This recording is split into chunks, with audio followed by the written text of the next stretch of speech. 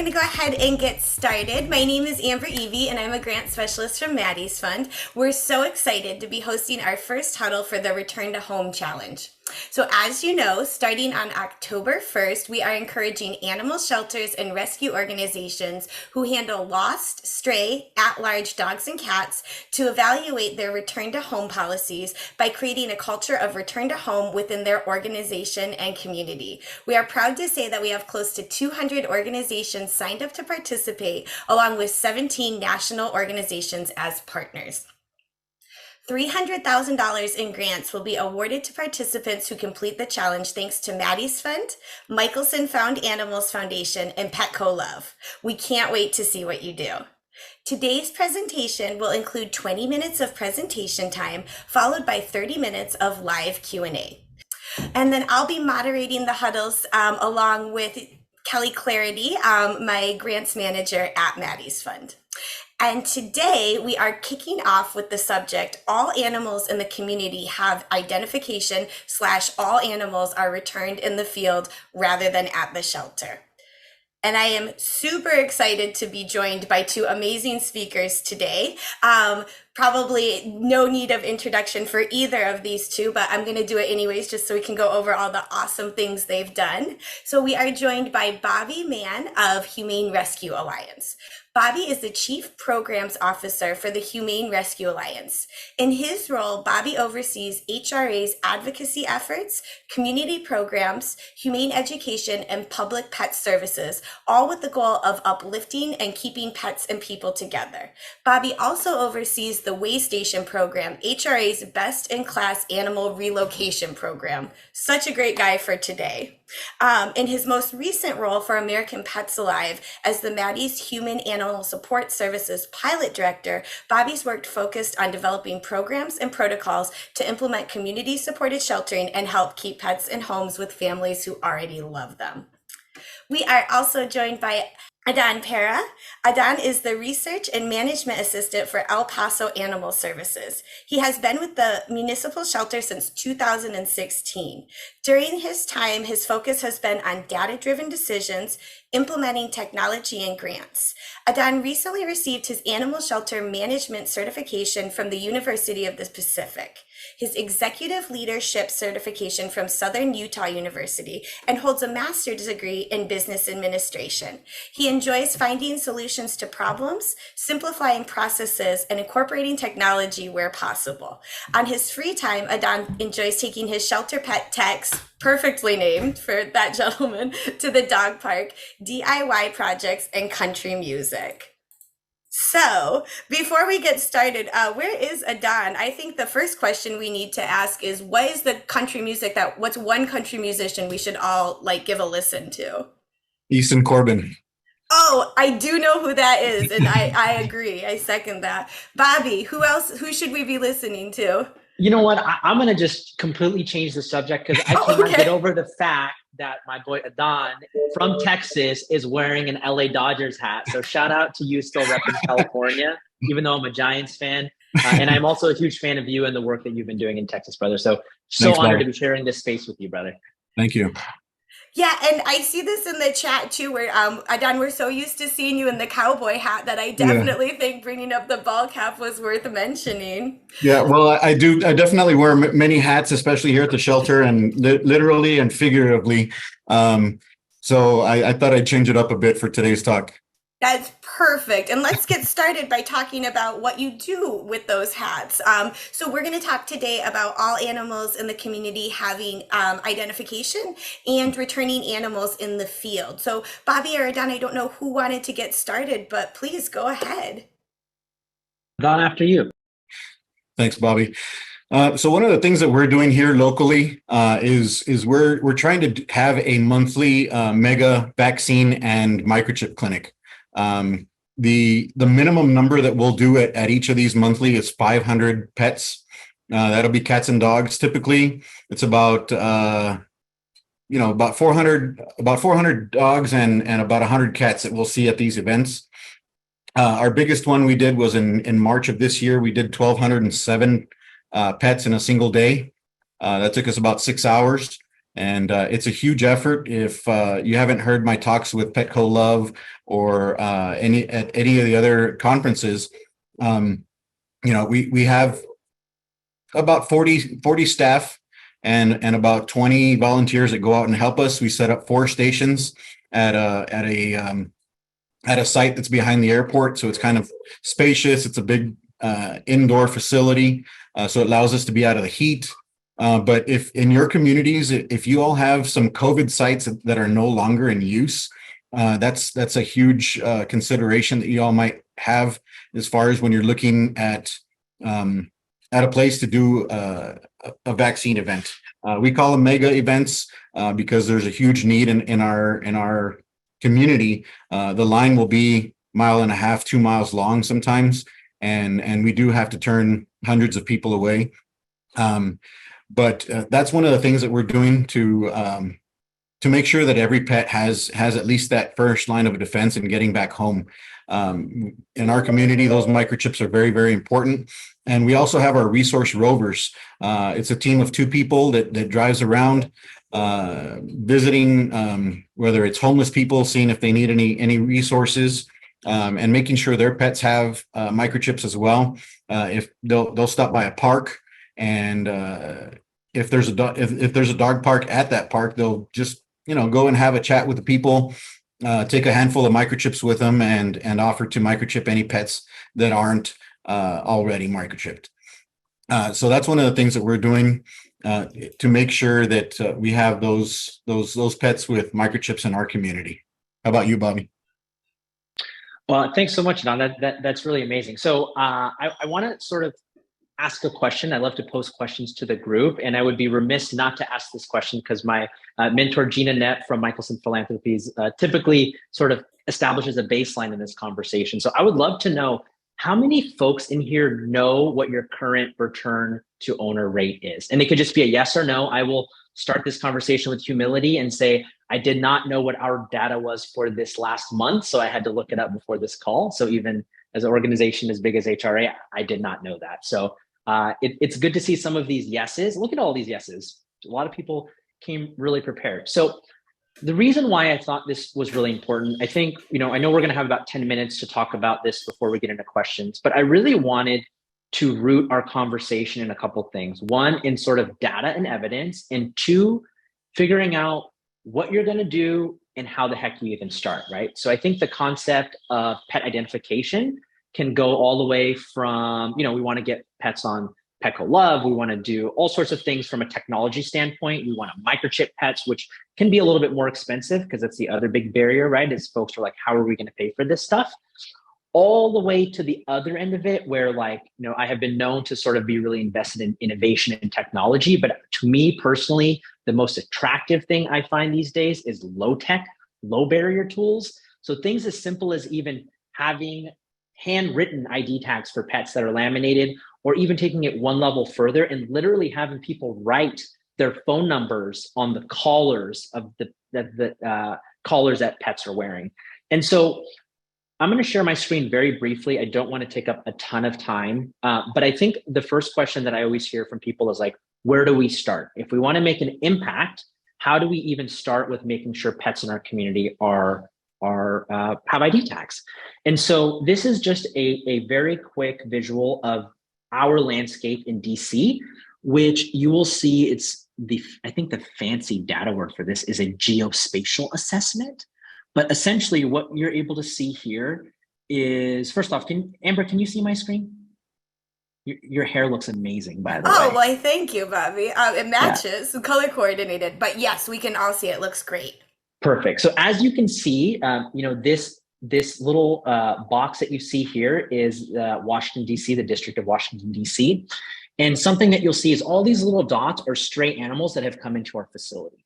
And if you're wondering what these colors are underneath, that is a social vulnerability index. And so essentially you will see the areas that have a higher level of poverty, or you potentially can say historically marginalized communities or lower income communities, are living within these dense pockets. And so anecdotally, what we have always said, right, is that most of our animals are coming in from lower income communities or places that are lacking services is true for us. And so although you may not have this geospatial assessment, you all at some capacity know where your pets are coming from, and your shelter data is also showing you that as well. So even if you were to do something as simple as look in your Pet Point, your Shelter Buddy, your Chameleon, and run your stray data and look at the zip codes of where these animals are coming from, that's always a great place to start. So go and try to make the biggest impact where pets are coming from. The other thing that I would add to that is how do you pay for it, right? And so microchips can sometimes cost $5 or $10. And I know that we're always in the business of trying to support people and giving free services. But when we talk about this from a language of sort of diversity, equity, inclusion, race, equity, inclusion, meeting people where they are, offering people the opportunity to pay for some of these services is in fact not a bad thing. Most people, right, they don't want to be approached from a place of saviorism. They actually want to be a part of the solution. So even getting to a place where you can start covering your costs for some of these things is incredibly critical for sustainability. And when you are going to potentially apply for grants or ask people for some startup funding, being able to show what that initial investment is going to help impact, and then being able to show how you're going to sustain that is really attractive to funders. And I'm going to show you one last tool that I think is going to be really helpful in defining that impact for all of you. And I promise it will be my last screen share, but I think it'll be very helpful for you.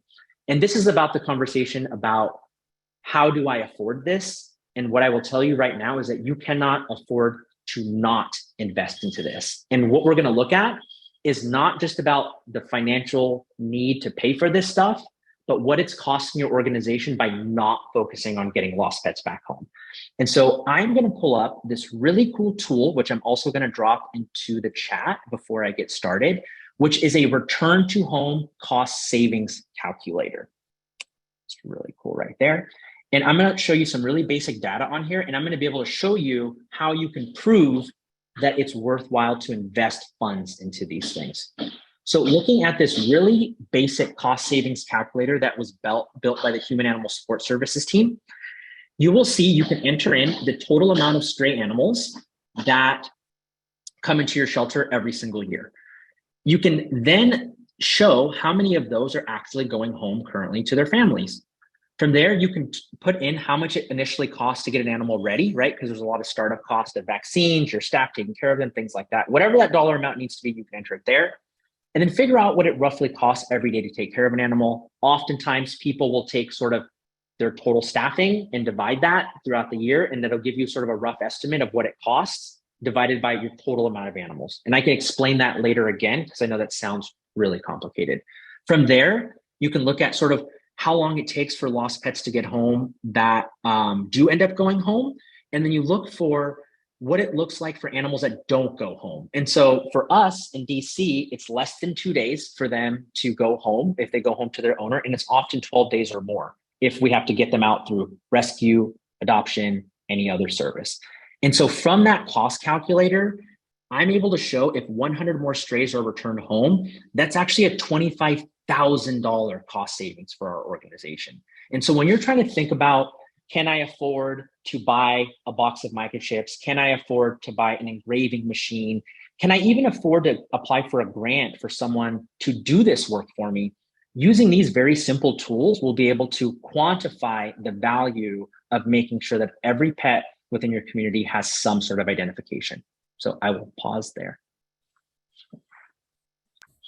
Thank you so much for sharing that with everyone, Bobby. And we've got the link right there in the chat. That is pure bananas, like in the best way. Because I think 100 animals, if you're taking in, I see someone in the chat is having about 6,600, that's not a huge number, right? Out of like 100 more going home, but 25K is a huge number. I mean, in some places that's a position, that's another, quarter of operations, that's feeding the animals, that's your electricity, that's all the things. And I think for especially government organizations that have to present to city councils or county councils or whoever is in charge, or even your board, if you're a nonprofit a way to save money. This is great. This is, I mean, incredibly valuable.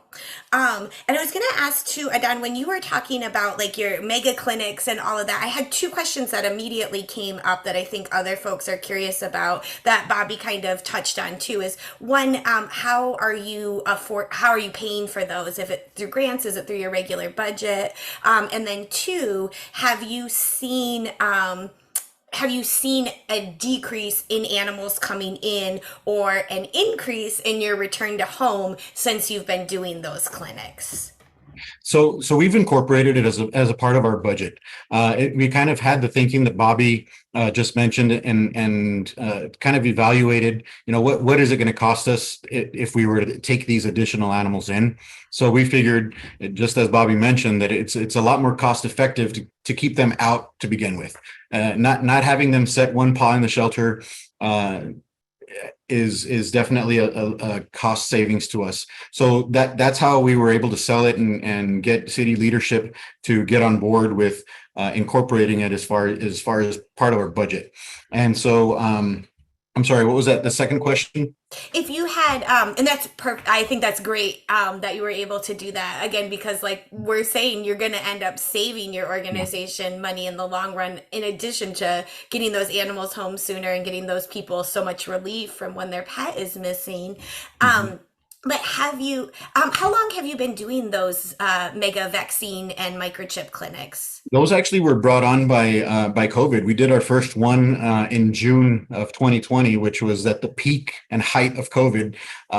But we also did 1,000 back then as well. But we've been doing them since then. Only this year have we decided to start doing them on a monthly basis because we were able to get that budget for it. And to answer your question that I just did remember, we have seen a decrease in those animals coming in, and we've also heard a resounding response from our officers in the field saying, "I'm seeing a lot of these chips that we implanted. I'm seeing those in some of these pets that I'm coming across in the street." So we know that the majority of those pets that are in the streets are just lost. They're not homeless for all intents and purposes, and so that's the response that we're getting from those officers, is that they're seeing because a lot of these events are officers that are volunteering for overtime or whatever the case might be. They're seeing the work that they're doing at those events be fruitful in the way that we hoped. Yeah, and it's only been like a little over 2 years, and you're already seeing the difference. So, like those numbers that Bobby was showing us on this hypothetical calculator actually coming to life, right? Yeah. And then you're getting those cost savings. I also think it'd be really cool to volunteer at a microchip clinic and then be the officer out in the field and then scan it and be like, oh, this is one that, we put in at this clinic last week. And then tell your fellow officers that, tell the person that when you're returning the animal home to them, what a cool like PR story that didn't like really cost anything, right? Like it was, you were doing that work anyways and you got the story out of it. Yep. Very cool. Well, we talked a lot about the identification, right? Both the more technical with the microchips and then the old school with collars, and even having collars with handwritten tags, or if you're like me and your kitty hates the click tag, you can like Sharpie it on there, right? Do you, Bobby or Adon, do either of you want to say anything about returning animals in the field, and then we can open it up for questions? Adon, do you want to start? Absolutely. You kind of touched on it a little bit, but if you had anything you wanted to add.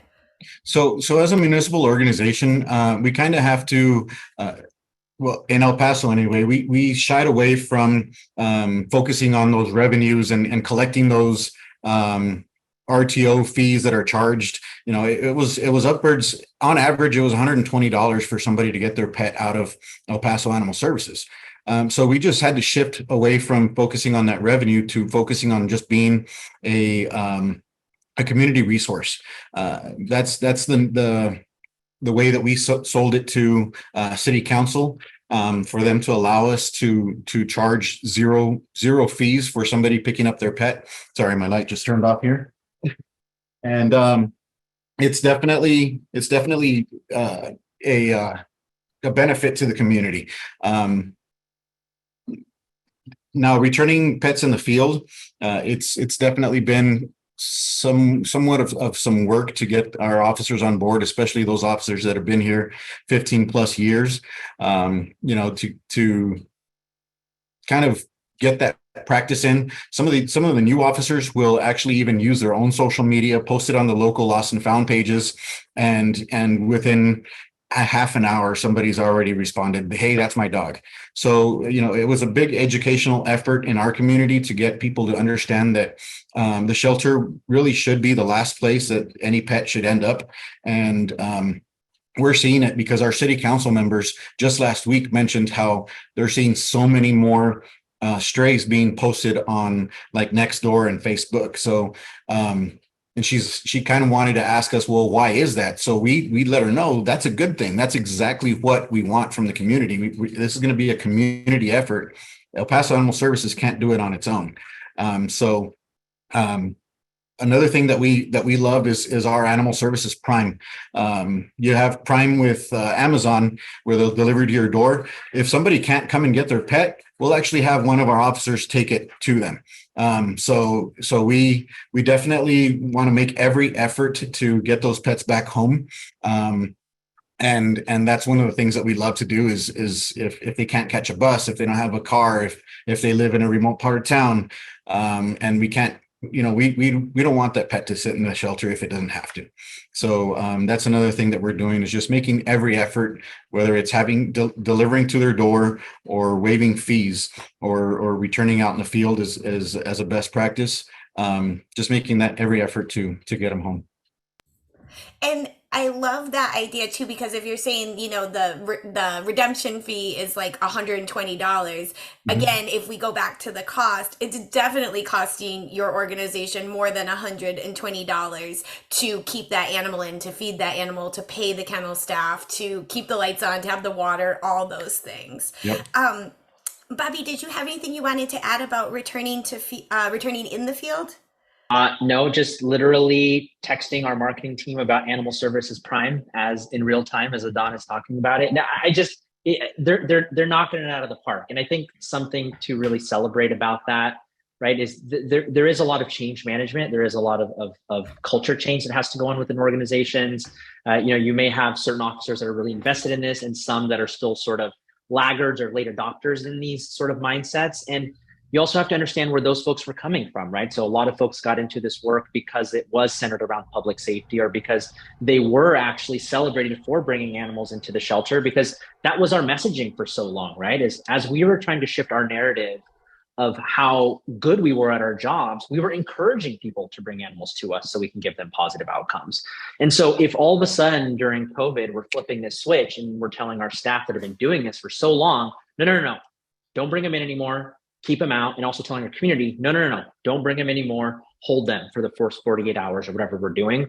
We have to understand that it's not just them, it's us, right? We've changed the narrative. And so things take time. And so give yourself grace through that process. And before we know it, this will become culture. I love that. Thank you so much for saying that, Bobby. And I will say that I was totally, I started in animal welfare when I was like a kid, like volunteering, right? And I was totally one of those people, take him to the shelter, take him to the shelter. And Adon, I'm going to call on you in a second to do your tagline that you told us in the report. But I had an instance where we found the cutest little dog I've ever seen in my whole life in our front yard. And he just looked incredibly confused, right? Like he was like, why am I here? How did I get here? And like, I'm like, oh, can we keep him? Can we keep him? No, we walked around. It took like 30 minutes to go to every neighbor.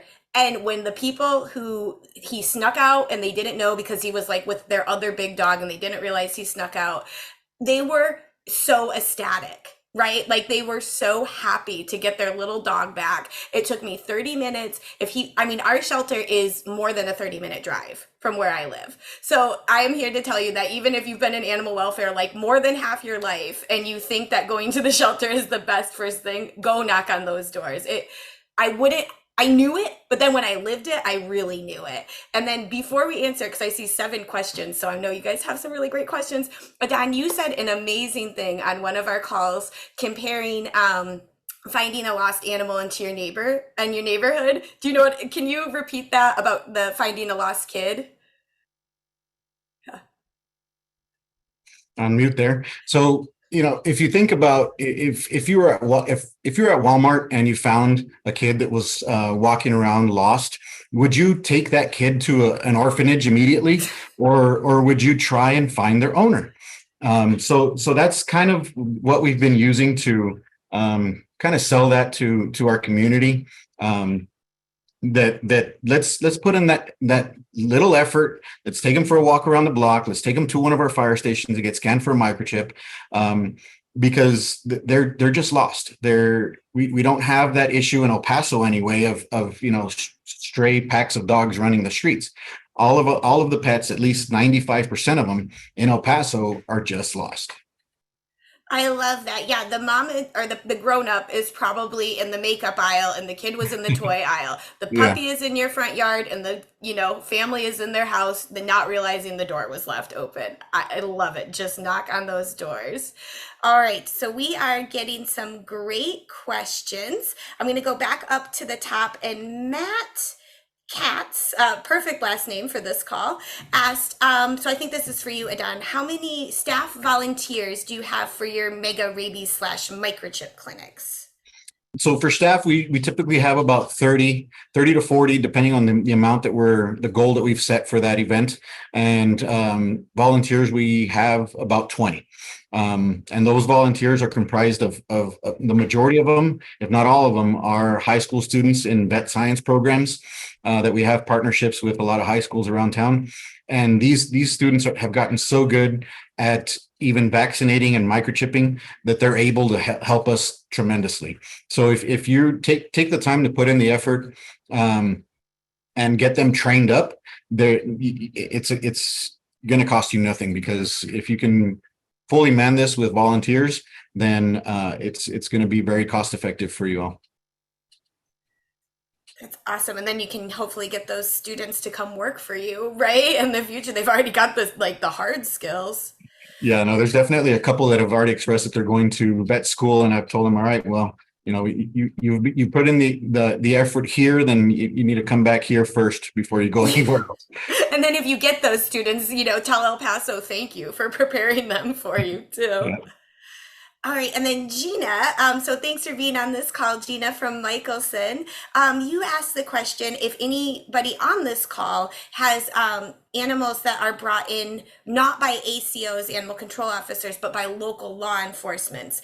And if so, have you found a way to partner with the police to get them more inclined to scan for a chip instead of bringing them into the shelter? Gina, did I do your question justice?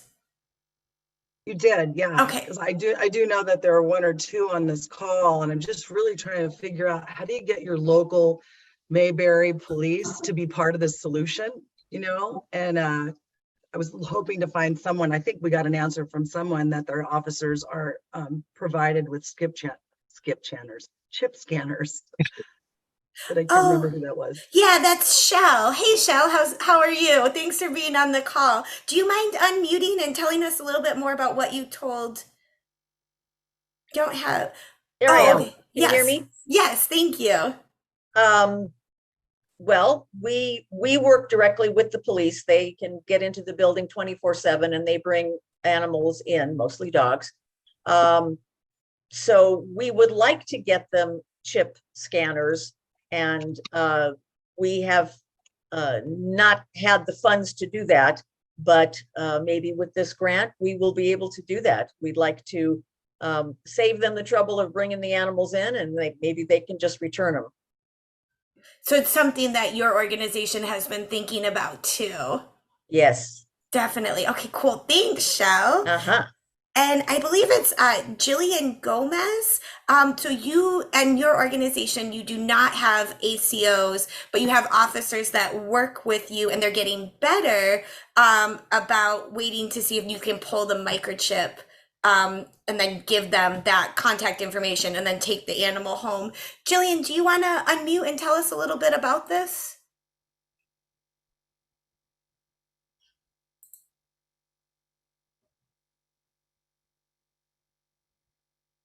All right. I don't see Jillian, but if you have anything, I'm sorry, I'm working my way through the chat. It looks like Oh, Jillian Jillian has have no. Okay. audio. Yeah. So, Gina. I am the sorry, I'm on no camera because my internet connection, but Jillian is my team. Okay. She's our community coordinator, so I can answer for her, us. Thank you. So we have 8 municipal contracts, and one of those contracts has an ACO officer. And unfortunately, that position is not filled very often. Like, you know, we go through officers and then there's no one, so it defers to the police. But it depends on the village. I find that many officers do it anyway, or are happy to do it. But then there's others who, yeah, there's still going to be some work within the department to get them kind of coached. And I will just say that we are in the process of reworking our language in our contracts to include that would be part of the expectation.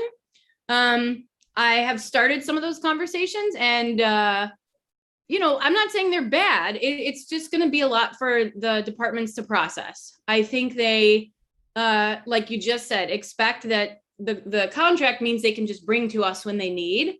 They're not realizing it's a partnership and that the pet shouldn't have to come. So there's going to be some work. It's going to take a while, but I'm not going to say that anyone said, oh, absolutely not, we're not doing that. It just needs more time and more conversation. So I feel hopeful, but I get it. It's not easy. So. And is it Kira? If I hope I said your name right. Yeah. What organization are you and Jillian with? Animal Care League, and we're in Oak Park, which is just outside of Chicago. Okay, cool.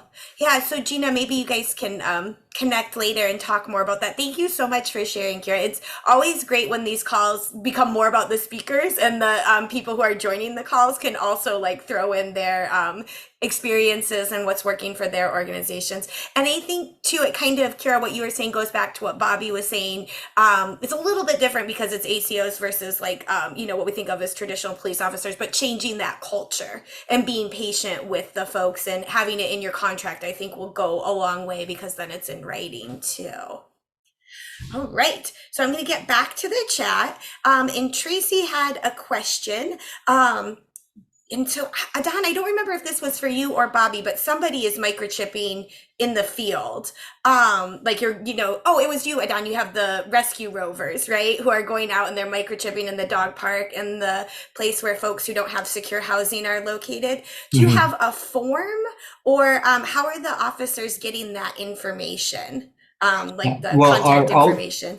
All of our officers have laptops in their units, so they're driving around in a unit, and you know, we kind of rebranded it and wrapped it in a different style than we have a typical protection officer truck, and they're manually entering those as they do them. There was a question about how do we get the ones from the big events registered. Our staff will go in and manually input those in the following days directly into PetPoint as an ownership. So that's how we get those registered. That's great. I think you maybe get one of those laptops out there and have a volunteer position for someone who's just doing data entry, right? Like if you get those volunteers who don't necessarily want to talk to the public, but they still want to help. Yeah. There was also a question about if you know the Prime thing that we're doing, if they're seeing any repeat returns. As of now, I think there's been a few, but I think there would have been repeats regardless if we were providing this service or not. But it's not anything to kind of shake your head at. So it's definitely worth giving it a try in your community. Awesome. Thank you. I did see one. This wasn't a question, but I think it's definitely worth bringing up. So Ashley says, we can't get people to hold animals for any period of time, so they have no other choice than to take them to our animal control if we're full. Bobby or Don, do you want to have Bobby, I know you did some of this work at Front Street too with Return to Home when you were there, which we missed in your bio, but some of the other great work you've done. Do you have any suggestions for Ashley about messaging or ways to kind of work with the public to say, hey, can you keep this animal overnight? Can you take a little bit of time to walk around your neighborhood and see if you can find the family? anything you want to share that could maybe help Ashley and her team out? Ashley, if you can actually add a little bit more context for me, this feels like the work that we do is so overwhelming, and I think this is like a very broad statement. And if you could show a couple scenarios of maybe like a situation that somebody's been in, because so much of this is not just what you're saying, but it's how you're saying it to the people that you're saying it to. So if you can give us an example, I think that would be awesome. Sure. Yeah. So like, for example, over the weekend, of course, it's a holiday weekend. Animal control is closed for 3 days straight. And this girl supposedly has these 2 puppies show up on her front porch, post on Facebook. Nobody comes forward saying that they're theirs. And she's like, well, my landlord found out about them and he won't let me keep them and they need to be gone by the end of the day. So then what, so then what do you do? And especially in that scenario, it's like, well, I don't have any, what I did was tried to find someone else to take the puppies. And eventually that's what she did, was found someone that could take them in. And that's what we typically will suggest if someone says, well, I picked up this dog, but I can't keep it. I can't hold on to it. We get that a lot. And I'm like, well, then don't pick up the dog. But we get that. People think, oh, I'm doing this great thing for this animal, but I want you to take it. And we're like, well, but no, take it back to the neighborhood or whatever. And we struggle with getting people to do that. And it's like, they think, just like Amber was saying, I guess, saying, well, I picked up this animal and now what do I do with it? I guess just that messaging, trying to figure out how do we change that culture to get people to understand, like, just because you picked up the dog doesn't mean that we're going to take it. Yeah, thank you, Ashley. I think this is a perfect example. And there's a couple reasons why. I think one, most people have good intentions. And I think that most people, their goal is to help that animal. And there's also people that have good intentions that are in bad situations, right? And I think we all have been in situations where we sort of feel like this might be someone's pet, or we sort of feel they have the ability to hold on to the pet, but they just can't or won't. And, I want to actually plug an amazing presentation that I actually saw from Glenda Davis, who is on this call, about relationship building and how we all really have to play the long game.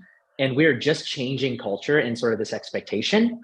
And there was an amazing story that was told by her co-speaker about a person who did not sterilize their pet. They had a pit bull type dog that was a female dog that they encouraged to have spayed, and the person chose not to, but they were still able to offer her services. And that person ended up having multiple litters of puppies over the time, and yet the organization still supported her and treated her as an individual, to a point to where her pet needed an emergency surgery that I believe it was a second or third time.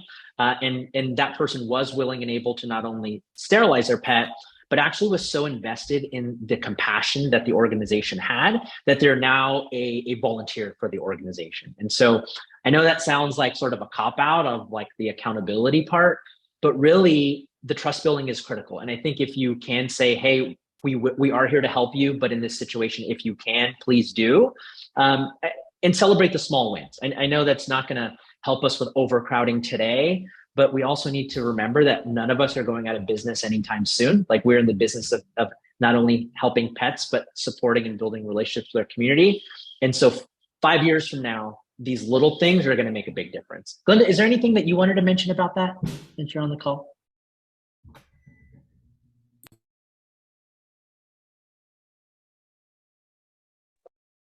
Sorry, that took a while. Thanks. Yes, in the Salt River community, the work with Sheila's team, they go out and they do a lot of the beating the bushes and getting to a lot of the homeowners and the tribal members. And it's direct communication, and it's just being there and letting them know that you're there to support the community. Thanks. Yeah, thank you, Glenda, and thank you, Bobby, for remembering Glenda. And Irene just put the name of her co-presenter in the chat too. Glenda and Sheila's presentation on one of the community conversation calls on August 22nd. And I know, Glenda, every time you and Sheila present, you always do it. It's so genuine. And again, with a lot of patience and love for your community. I also saw too, oh, I just lost it. You guys are doing so good in this chat. It's just going off. I love it. Somebody said that they have an email that they send out to, oh, Randy Ashley, there you are, that you have an email that you send out to finders with steps to take after picking up or finding a stray dog, or like in Ashley's case, having two dropped on your doorstep. So Randy, if you don't mind putting those in the Maddie's Pet Forum on the Return to Home page, it would be awesome to share those resources so other folks can see, you know, what email you send and not necessarily have to like recreate it if that information's already out there. They could just take it and make it specific to their organization. And then Jacqueline says, we have a great finder to foster program. Usually after the 3 days, they are willing to continue to foster. So giving them just a little time, and then you have these cute kittens or this nice dog in your house. And then you also have a page on Facebook that allows them to post the pets to see if anyone would be willing to hold them, which sounds kind of like the solution Ashley got, where there was somebody else who took the puppies from the girl whose landlord wouldn't let them keep them. So I think maybe the community member who calls you is not going to be the community member that will help you, but finding someone else in the community to help with that. Okay. And I definitely encourage you, because I see Angel Newman, you also have similar situation to what Ashley's talking about, to really use the Pet Forum to talk about this and kind of see what some of your trials are. And then maybe somebody who has a program that has been working, has been getting fosters to finders, can chime in and help with these solutions. Oh, and thank you, Kelly, for putting the Return to Home group right there in the chat. Cool. So we've got about 5 minutes left. And I know that I kind of glazed over some of these questions, but one that I really liked came up to talking.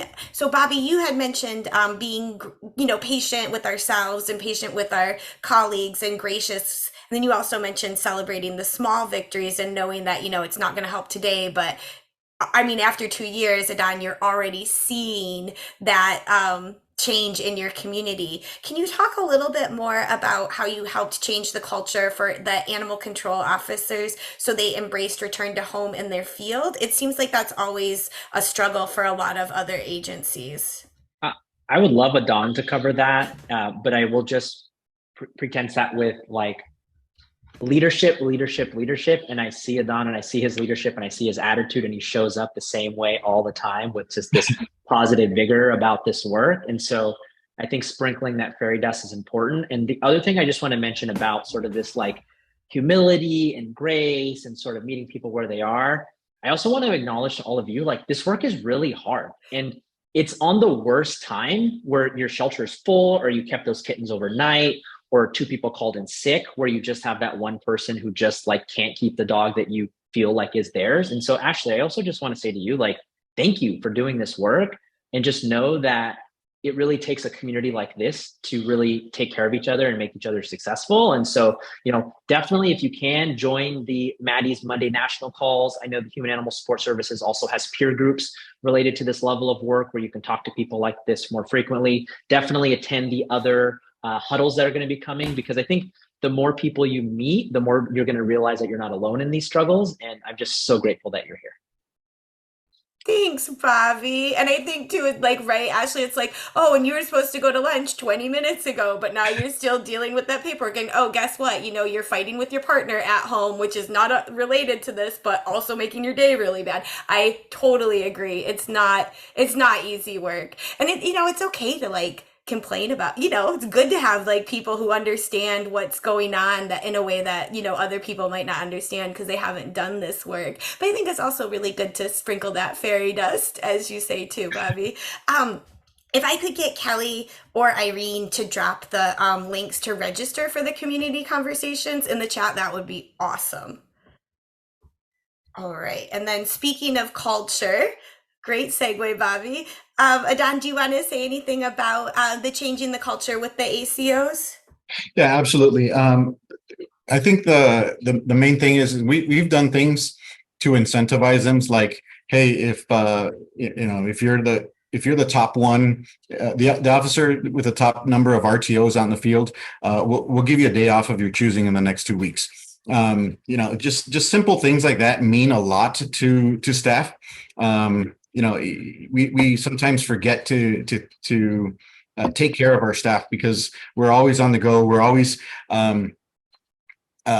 moving 1,000 miles an hour, and that's one of the things that I learned through the executive leadership certification with Best Friends and University of Southern Utah is that we need to make sure and take care of our workforce.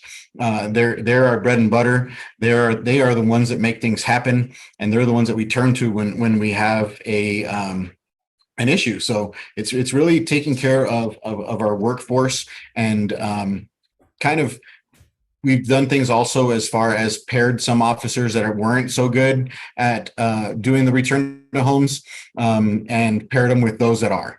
And turning it into a competition is also something that worked for us. It's people's natural instinct to be competitive. Everybody, likes to be the top on the list, whatever it might be. And turning it into a competition is something that worked really well for us as well. And so that's when we started seeing a lot of these older guys that they didn't want to be last on the list. So they started picking up their slack and getting those pets back home. Even showing these guys, because some of these guys will have social media as well, but just showing them how to use it, how to follow some of these lost and found groups on Facebook, and showing them how to make those posts was a big success as well. And I wonder too if at some point in their careers the competition was who could bring the most animals in, and who could issue the most citations, right? Mm-hmm. So you have to change that mentality totally. Yeah. All right. Well, this was great. I am so sorry. I mean, and we're speaking of lunches and people needing to get on with their days. I don't want to keep anyone any longer. But if I missed your question, I am so sorry. Please put it in the Maddie's Pet Forum and we can get Bobby or Adon or anyone else on this call to answer it. Before we go today, I just wanted to say thank you again to Bobby and Adon for taking the time to share the great work they're doing and taking time out of their day to be with us. You two are always a delight to talk to, and today was no exception. Thank you for just making the rest of my day infinitely better just by hanging out with us. Our next huddle will be Wednesday, September 14th at noon Pacific time, 3 p.m. Eastern time. And this huddle will be centered around return to home policies and lost and found techniques are marketed to the community. So that's great. We can keep going on the conversation we were just talking about getting our communities to help us. And technology is used to help reunite pets and their owners. If you have friends or colleagues who wanted to see this, please go ahead and share the recording link with them. Again, you can find that on Maddie's Pet Forum and on our website. And then we encourage you to keep having the conversation on Maddie's Pet Forum. It's a challenge, but part of the challenge is supporting each other along the way. So thank you again, everybody, for joining us. I'm super excited to see you next week. Again at the same time. Have a great rest of your day. Go take some time for yourself. Go have your lunch, and take a little bit of a break and keep up the great work. Thank you for all you do. Bye, everyone.